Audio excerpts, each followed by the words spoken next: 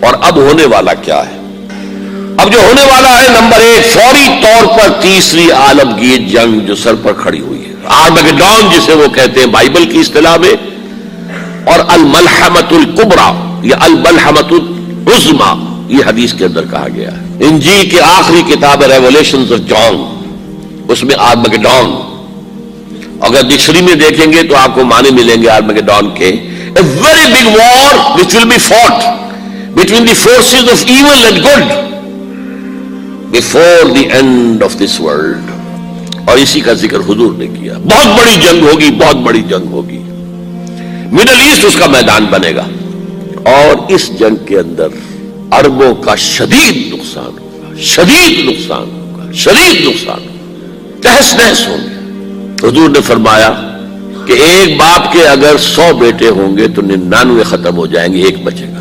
یہ حدیث ہے، کتاب الملاحم پڑھیے تو ملحمہ جنگ کو کہتے ہیں، ملاحم اس کی جمع ہے، الملحمۃ العظمیٰ، الملحمۃ الکبریٰ، یہ دو الفاظ حدیث میں آئے۔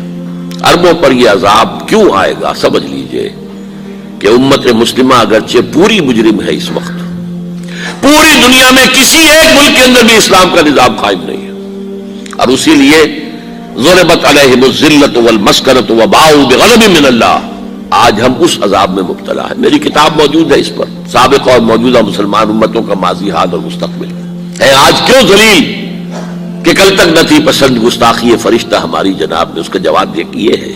ان میں سب سے بڑے مجرم عرب ہیں، جن کا جتنا اونچا رتبہ ہوتا ہے اتنا ہی پھر ان کی جرم کی سزا بھی سخت ہوتی ہے۔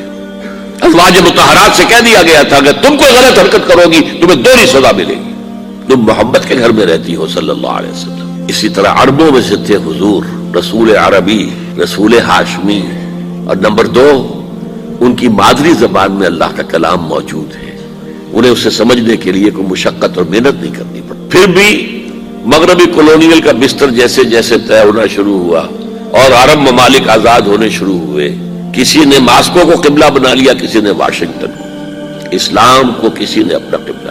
میرے اپنے اندازے میں ہولوکاسٹ جو ہوا تھا پچھلی صدی میں، اس کو 10 سے ضرب دے دیجئے، اتنا بڑا ہولوکاسٹ مڈل ایسٹ میں ہوگا اس ملحمۃ العظمیٰ اور ملحمۃ الکبریٰ کے۔ بہت برے دن آ رہے ہیں، بہت برے دن آ رہے ہیں، بہت برے دن آ رہے ہیں۔ البتہ اس کے بعد پانسا پلٹے گا۔ اس پانسا پلٹنے کی کیا وجہ ہوگی وہ بھی میں آپ کو بتا دوں۔ مسلمانوں کو دوبارہ فتح ہونی شروع ہوگی، مسلمان پہلے تو یہ سارے عرب ممالک نکل جائیں گے، گریٹر اسرائیل بن جائے گا گویا کہ عراق ہے، شام ہے، سعودی عرب میں وہ آ جائیں گے مدینے کے قریب تک، مدینے کے اندر داخل نہیں ہو سکیں گے، وہ اللہ کی طرف سے خاص پروٹیکشن اسے ہوگی، باقی وہ اپنا گریٹر اسرائیل بنا لیں گے۔ پھر جو ہے there will be a reversal، اور اس ریورسل میں مسلمان دوبارہ ریگین کریں گے اپنے کھوئے ہوئے علاقوں کو۔ اس میں 3 واقعات کو ذہن میں رکھیے۔ پہلی بات وہ جو میں کہہ چکا ہوں کہ کسی نہ کسی ملک میں، کسی عجمی ملک میں، عربوں پر تو عذاب آ جائے گا، آخری عذاب آئے گا، عجمی مسلمان ملک میں، نظری طور پر ایران بھی ہو سکتا ہے، افغانستان، پاکستان، اور کسی درجے میں بھارت، وہاں بھی تو آخر 20 کروڑ مسلمان ہیں، لوگ 18 کہہ دیتے ہیں اور وہ 12 بھی کہہ دیتے ہیں کہ 20 یا 25 کروڑ مسلمان بس رہا ہے ہندوستان کے اندر۔ بہرحال یہ جو دوبارہ پھر مسلمان جو ہے ابھریں گے، اس میں پہلا سبب کیا ہوگا کہ کسی علاقے میں، عجمی مسلمان علاقے میں، خلافت علی منہاج النبوہ قائم ہو جائے گی۔ میرے نزدیک پاکستان اور افغانستان، میرا گمان ہے واللہ عالم، میں نے کہا تھا ان باتوں میں اختلاف کی گنجائش ہے، یہ کوئی میں قرآن و حدیث کی روح سے نہیں کہہ رہا ہوں، لیکن جو میرا مشاہدہ ہے افغانستان کی تقسیم ہو جائے گی، پختون حصہ جو ہے پاکستان کے ساتھ ملے گا، اور یہ یہاں پر وادی سندھ جس کو اقبال نے کہا ہے کارواں زی وادی دور و دراز آیت بروں، اس یہاں پر خلافت علی منہاج النبوہ کا نظام قائم ہوگا اور یہاں سے فوجیں چلیں گی، نمبر 1۔ نمبر 2، عرب کے ریگزار میں 15ویں صدی کے مجدد کا ظہور ہو جائے گا، وہ حضرت مہدی ہو، ان کی حکومت جا کر یہ فوج قائم کرے گی، عربوں میں دم نہیں ہوگا، وہ اپنی عیاشیوں کی وجہ سے، بہرحال یخرج الناس من المشرق یؤتون للمہدی، جعلی سلطان ہو، اس کی حکومت کو مستحکم کرے گا۔ پھر حضرت مہدی کی طرف سے شروع ہوگا معاملہ جہاد، اور یہ سارا جو ملک ہم مسلمانوں کے ہاتھ سے نکل گئے تھے یہ واپس لے گیا۔ اس میں ایک کوشچن ہے جو میرے ذہن میں بہت عرصے سے تھا، جس کا کہ جواب اب مجھے سوچا ہے، واللہ عالم، یہ ساری باتیں میں کہہ رہا ہوں میرے گمان ہے، کیسے ہوگا کہ اتنی بڑی طاقت ایٹمک پاورز کے مقابلے میں مسلمان دوبارہ میدان میں آ کر اور جیتتے چلے جائیں؟ میرا گمان یہ ہے، واللہ عالم، اس پورے معاملے کا سارا جو ہے ارینا جو ہے وہ ہے مڈل ایسٹ، یورپ، جس میں حدیث میں آیا ہے کہ رومی عیسائی 80 جھنڈوں تلے تم پر حملہ کریں گے اور ہر جھنڈے کے نیچے 12,000 فوج ہوگی، 10 لاکھ۔ اور مجھے حال ہی میں معلوم ہوا ہے کہ آج کل جو ایک ڈویژن ہوتا ہے وہ 12,000 کا ہوتا ہے، تو 80 ڈویژنز آرمی آئے گی۔ لیکن معلوم ایسا ہوتا ہے کہ روس، چائنا، جاپان اور میرے خیال میں انڈیا بھی یہ نیوٹرل رہیں گے، نمٹ لو آپس میں۔ تو ابراہیمی قوموں کا جھگڑا ہے نا کہ فلسطین کس کا ہے، مسلمان کہتے ہیں ہمارا ہے، یہودی کہتے ہیں ہمارا، عیسائی کہتے ہیں ہمارا، تو نمٹ لو، سیٹل یور سکورز۔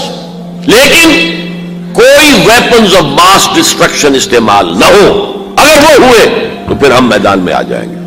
میرا گمان یہ ہے کہ ویپنز آف ماس ڈسٹرکشن استعمال نہیں کر سکیں گی مغربی طاقتیں، اور پھر جنگ کے اندر مسلمانوں کے ساتھ جیتنا ان کے لیے ممکن نہیں ہے۔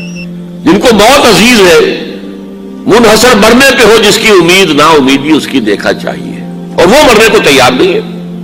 وہ تو 40,000 فٹ کی بلندی سے ڈیزی کٹر پھینک سکتے ہیں، نیچے نہیں آئیں گے۔ اور جب نیچے کچھ اتنے تھے تو جو حشر کیا تھا، تو جو بات کہی تھی رمزفیلڈ نے، ویری ٹینیشیس فائٹرز، یہ افغان والے جو ہیں یہ تو چمٹ جانے والے ہیں، یہ ایسے جنگجو ہیں، ان سے جان چھڑانی مشکل ہے، جن کے لیے موت سب سے بڑی کامیابی ہے۔ شہادت مطلوب و مقصود مومن نہ مال غنیمت نہ کشور کشائی، مسلمانوں کا مقابلہ کر سکیں گے، یہ ہے میرا گمان، واللہ عالم۔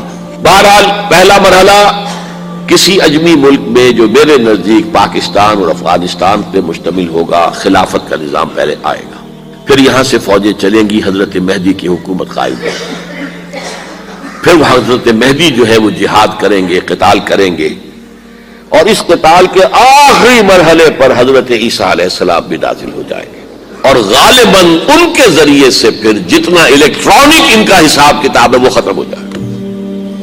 حضور نے فرمایا ان کی آنکھوں میں ایسی تاثیر ہوگی، جہاں تک نگاہ جائے گی یہودی پگھل جائے گی، کوئی بہت بڑا لیزر ہوگا، اور صاحب بات ہے کہ ان کے یہ ہتھیار جو ہے ان کا مقابلہ تو مسلمان نہیں کر سکتے، اور نہ ابھی آپ کو 100 برس بھی یہ سوچ سکتے ہیں کہ کوئی مسلمان ملک اتنی ترقی کر سکتا ہے کہ ان کے مقابلے میں پہنچ جائے ان ہتھیاروں کے معاملے میں۔ تو یہ اصل میں جو شخص سراپا معجزہ تھا، حضرت عیسیٰ جو ہے سراپا معجزہ، پیدائش معجزہ، آسمان پر اٹھایا جانا معجزہ، خلق حیات، بنایا مٹی کا پرندہ کھنگ پاری اڑنے لگا، احیاء موتا، مردہ کو کہا اٹھو قم باذن اللہ، اٹھ گیا، مادرزاد اندھے کے آنکھ پر ہاتھ پھیری اور اس کو آنکھیں اللہ نے دے دی، کوڑی کے جسم پر ہاتھ پھیرا اور کوڑ صاف، اس سے بڑے معجزے تو کسی کو دیے ہی نہیں گئے، سراپا معجزہ۔ وہی آ کر آخری جو بھی ہوگا معاملہ، اس کے اندر حضرت عیسیٰ کی معجزاتی شخصیت جو ہے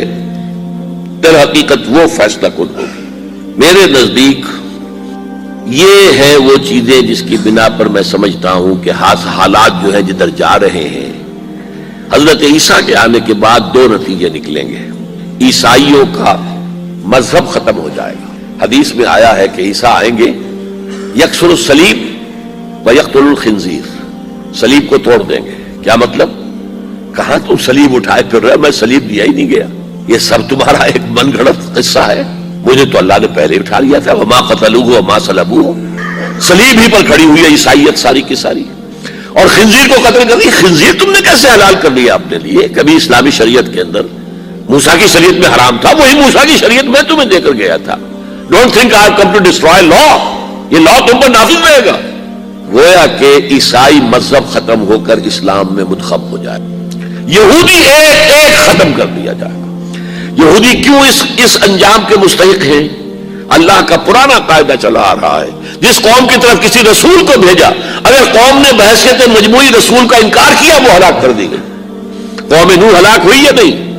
قوم ہود، عاد ہلاک ہوئی یا نہیں؟